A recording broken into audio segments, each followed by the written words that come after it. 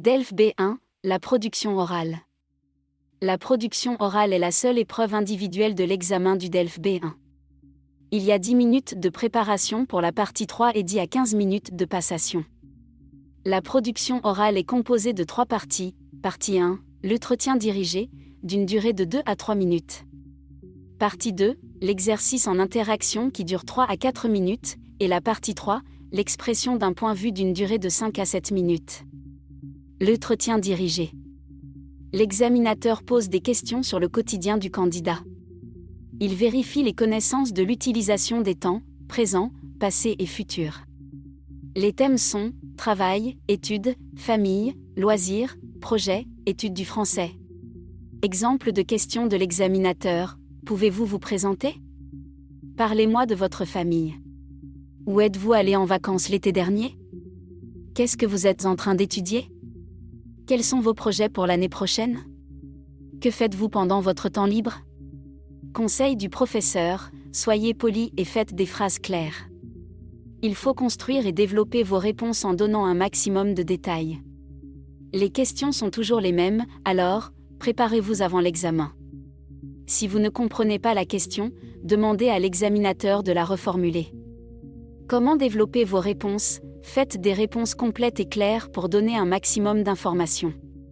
Par exemple, examinateur, où êtes-vous allé en vacances l'été dernier? Candidat, je suis allé à New York.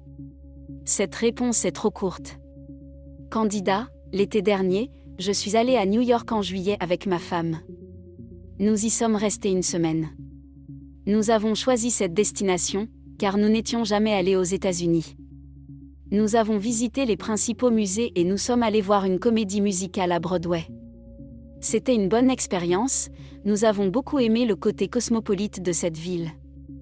Pour développer cette question, j'ai répondu aux questions « Où? Quand? Avec qui? Pendant combien de temps? Pourquoi? Quelles activités j'ai fait? Quel est mon sentiment? » Exercice en interaction. Dans cette seconde partie, il faut résoudre un problème. Après avoir lu la situation et compris votre rôle, vous devrez être actif, proposer des solutions, argumenter et négocier avec l'examinateur. Faites bien attention à la relation que vous avez avec l'examinateur, formel, vous, ou informel, tu. Vous tirez au sort 2 sujets et vous choisissez celui que vous préférez. Exemple de sujet. Sujet numéro 1. Vous garez votre voiture sur un emplacement interdit en accompagnant chez le médecin votre mère très malade. À votre sortie, vous voyez un agent qui dresse un procès-verbal. Vous essayez de le convaincre de ne pas le faire. L'examinateur joue le rôle de l'agent de police. Analyse du sujet 1, durée, 3 à 4 minutes. Situation au problème, j'ai garé ma voiture sur une place interdite pour accompagner ma mère chez le médecin. Que dois-je faire? Négocier et argumenter pour éviter un procès-verbal. Mon rôle, un conducteur. Le rôle de l'examinateur, un agent de police. Langage, formel, vous. Sujet numéro 2. Vous partez en vacances avec un ami. Vous en discutez avec lui. Mais vous n'êtes pas d'accord sur le lieu de vacances ni sur le moyen de transport à utiliser. L'examinateur joue le rôle de votre ami. Analyse du sujet 2. Durée, 3 à 4 minutes. Situation au problème, je ne suis pas d'accord avec mon ami sur le lieu et le transport pour aller en vacances. Que dois-je faire? Proposer des idées de destination et de transport. Mon rôle, un ami. Le rôle de l'examinateur, un ami. Langage, informel, tu.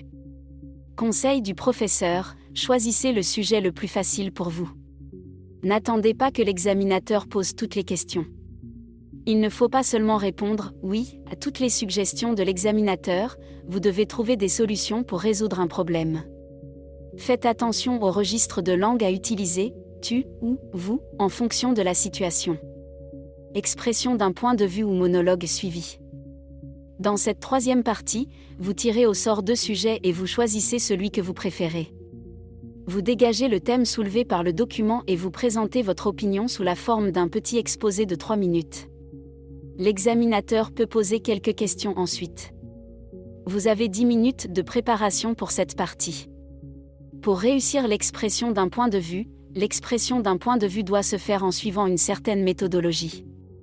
1. Saluer l'examinateur autrice. Bonjour monsieur ou madame. 2. Présenter le thème, résumer les grandes idées, penser que l'examinateur n'a pas lu le sujet.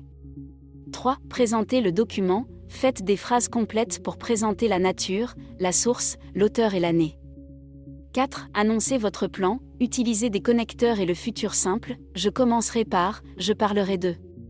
5. Donnez votre opinion personnelle avec des arguments et des contre-arguments, une idée majeure va toujours avec un exemple.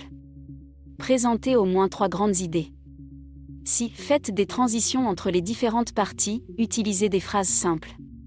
7. Faites une brève conclusion, résumez votre pensée sans introduire de nouvelles idées. 8. Invitez l'examinateur à vous poser des questions. Avez-vous des questions? Conseil du professeur. Pendant la préparation, vous n'aurez pas le temps d'écrire des phrases complètes. Prenez seulement des notes. Donnez votre point de vue avec des exemples personnels, mais vous pouvez aussi développer quelques exemples de l'article. Enfin, pensez à utiliser des connecteurs pour structurer vos idées. Pour la discussion, répondez clairement aux questions de l'examinateur en donnant le plus de détails possible.